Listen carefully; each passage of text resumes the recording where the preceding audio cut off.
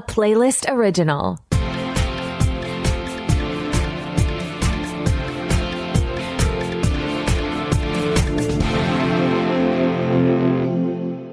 Howdy, partners, and welcome to the Pilot Podcast, where we review the pilot episodes of TV shows to answer your question, should I watch this?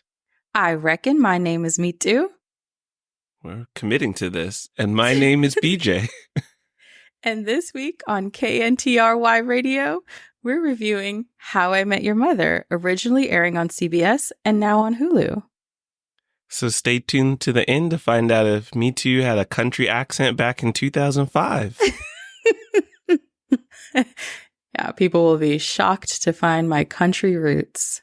Well, before we shock the people, tell us all about this classic sitcom. This show follows the love life of single 27-year-old Ted Mosby, played by Josh Radnor, whose stories are narrated by Bob Saget as Ted Mosby 25 years later, while he tells them to his adolescent children, Luke and Penny. His crew at 27 years old is roommate Marshall, played by Jason Segel, Marshall's fiancée Lily, played by Allison Hannigan, Ted's bestie Barney, played by Neil Patrick Harris, and his new love interest Robin, played by Kobe Smulders. You were revisiting this. You were familiar with the original, which we mentioned when we reviewed the spin-off, How I Met Your Father. Yes, I watched the original run. So this was probably my first time coming back to this pilot episode, truly, since it came out. I also didn't watch the early seasons, I don't think, as they aired. I had a roommate later who watched it, and so I think I dropped in a few seasons in. Gotcha. I thought it was really interesting because I didn't know the specifics about it. And now checking it out, we are closer to narrator Ted's time than young Ted's time. Yeah, we don't have to dwell on it, but yes, we are right there, actually. So it really feels like we are the kids hearing the story. Oh, we get to be the young ones in this. Absolutely. Yeah. Then yes. Yeah, we're just the young, babies. Fresh ones. We don't even know what happened back then. I actually don't even know what a CD player is. CD? Unclear. I just read about it in a history textbook once. What I did like about this pilot is it is just a great example of a solid comedy intro. Like, it's quick. You get to know the characters, you understand each of their funny characteristics that they bring to the friend group, and you understand where the story is going. Yes, they set it up very simply, but in a satisfying way.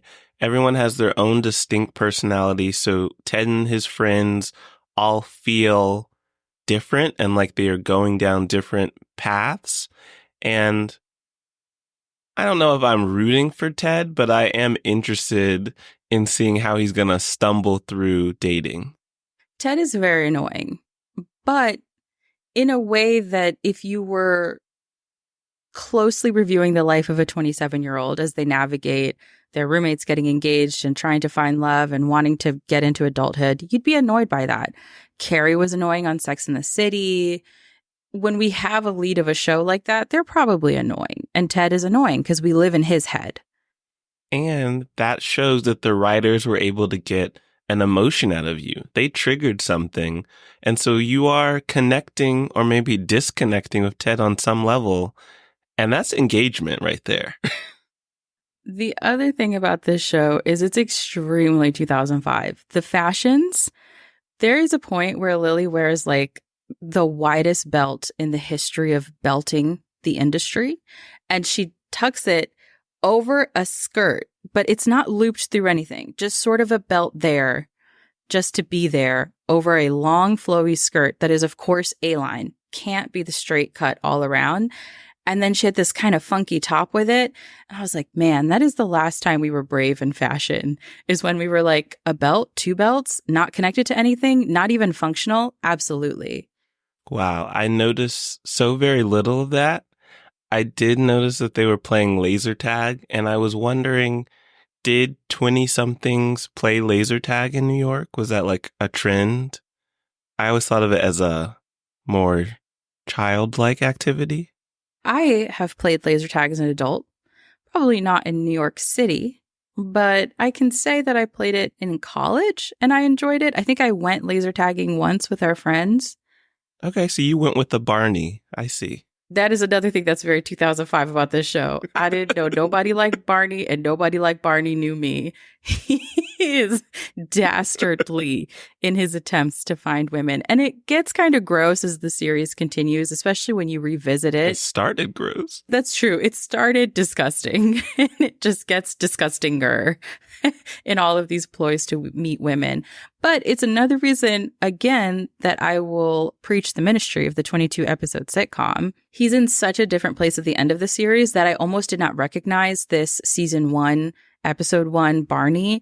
And you really earn growth like that when you get to live in the characters in longer seasons, especially seasons that are typically filmed while people are watching, so they can also be responsive to audience thoughts and feedback. So even though this is a 9-season, 208 episode story of How I Met Your Mother, there are some satisfying payoffs as we see these characters evolve and grow. Yes, and I think people are hungry for this. That's why the most popular shows amongst Gen Z were like The Office, How I Met Your Mother, Friends, because you get to live in these worlds with these characters, so you really get to know them. And so any growth, any humor, all of those things are earned. I agree. And I do like the 22 episode season. It reminds me of what K-dramas still do, I believe, where the ratings matter so much that like if a show is doing poorly, they'll just start rewriting it like a soap opera. If it's doing really well, they'll be like, okay, we're going to somehow stretch this out an extra 2 or 3 episodes because people really want more.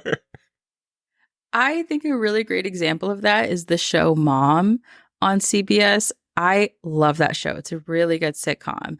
And it starts with Anna Faris and her kids, and then she also lives with her mom and her mom's friends and her friends in AA. They are all recovering from different substance use issues. And as the show progresses, you become way more interested in the older women, like the crew and her mom, than the kids. And the kids just maybe at 3-4 seasons in just kind of disappear from the show. And it makes sense because it's just responsive to where the story was going. But if that were filmed as like 8 episode seasons, just a couple seasons, so it's in the can before you even get to see how people are reacting to it, before you get to really see the show breathe, it would have been a totally different story, and I think not as enjoyable. So I know this goes against the whole premise of the show, but do you think, and now I'm just asking fun questions. Yeah. Do you think How I Met Your Mother could have pulled a different world type of situation where they lose their lead? Ooh, I don't know, because he is the story. It's Bob Saget. It's Ted. Maybe he took a detour and was like, I know this is about how I met your mother, but we're going to spend 4 seasons just talking about my friends. Maybe they could pull a different world where it just becomes about the crew. But in a different world, the crew is way more interesting. But then again, you know what? I'm basing this off the pilot. It's been a long time since I've seen the show. And perhaps Marshall, Barney, Lily, even Robin could carry this together.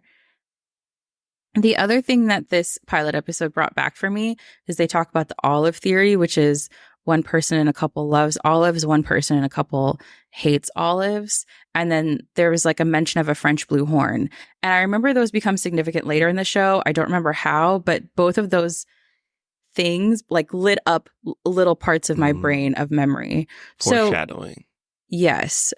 Beej, do you like olives? No. We work.